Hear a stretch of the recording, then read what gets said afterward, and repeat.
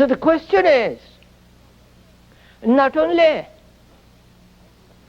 how to deal with the conscious fears as well as those that are hidden, the fear of time,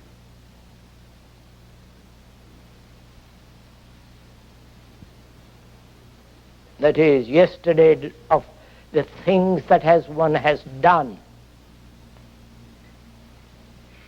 the repetition of that misery of tomorrow, the uncertainty, the insecurity, both psychological as well as physical. And there are the fears of great loneliness.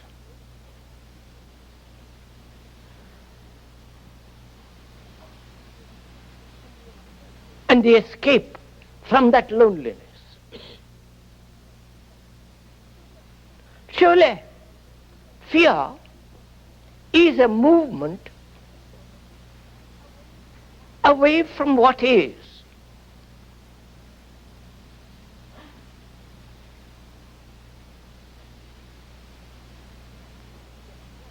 The flight, the escape, the avoidance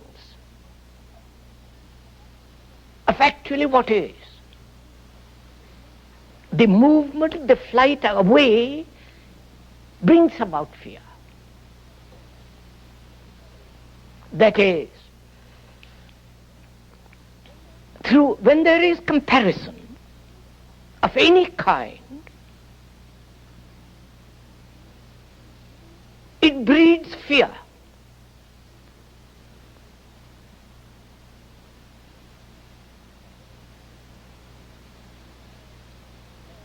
Comparing oneself with another whom you think is greater, wiser, nobler, etc., etc.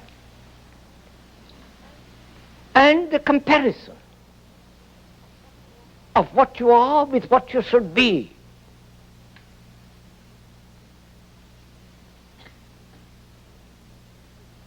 So, fear is a movement away from the actual, the what is. The movement, not the object to which you escape.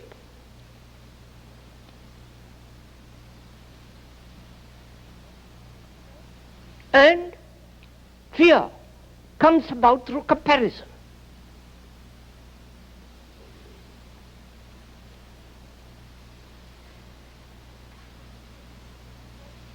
And there is the fear deeply hidden in oneself, of which one is not aware. So there are these problems, and all very complex. And none of these problems of fear can be resolved through will. Saying to oneself, I will not be afraid. And act of will has no meaning. I hope you're following all this.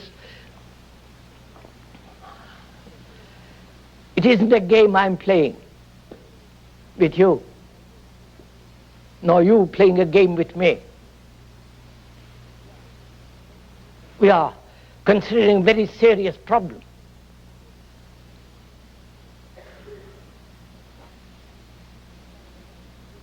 Therefore, you have to give your attention to it.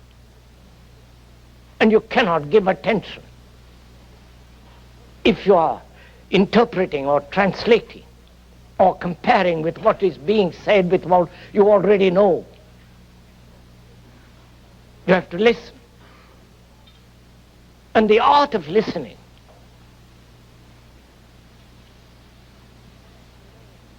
one has to learn.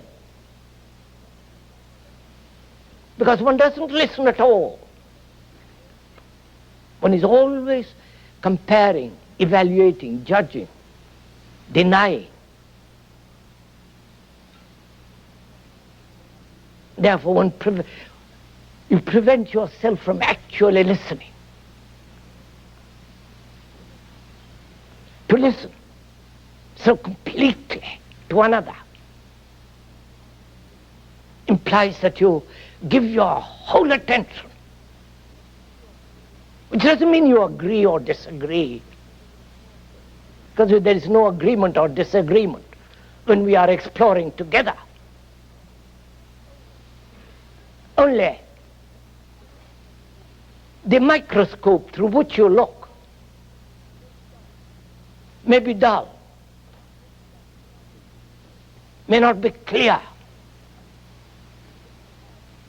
So if you have a precision instrument, then what you see is what another will also see. Therefore, there is no question of agreement or disagreement or denial. So, we are trying to examine this whole question of fear. So you'll have to give your attention because it's your life. Because fear deadens the mind, makes the mind insensitive, dull. How can a mind that's afraid love? A mind that depends, what can it know of joy except fear?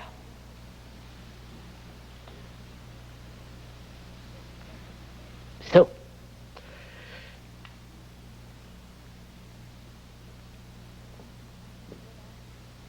there are conscious as well as hidden fears. How do you, first inquiry, how do you expose those hidden fears? And when you do expose them, how will you be free of them? How can the mind be free of them? That's the first question. Please do follow this.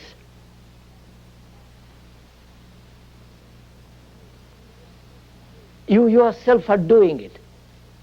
You yourself are observing it. The speaker is only pointing out.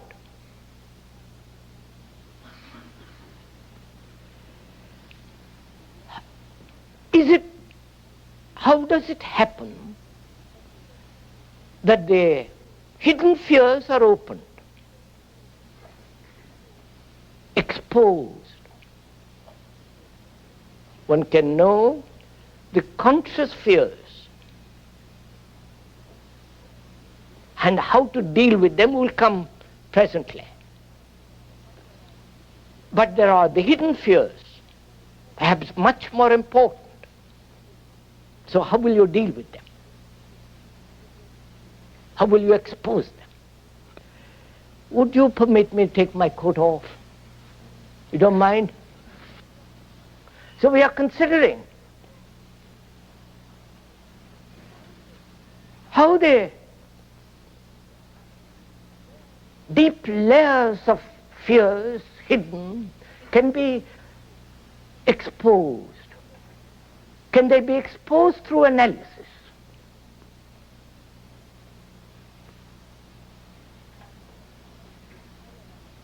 Analyzing them, seeing their causes. Will analysis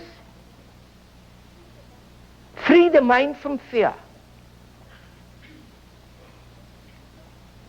Not a particular neurotic fear, but the whole fear, the whole structure of fear.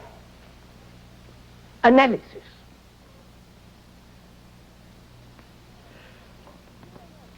In analysis is implied not only time, taking many, many, many days, years, whole of one's life. At the end of it, perhaps you may understand little, but you're ready for the grave. And also, in analysis implies the analyzer. Who is the analyzer? Is he the professional, the expert, who has a degree, going to analyze your deep, hidden fears? And he will also take time.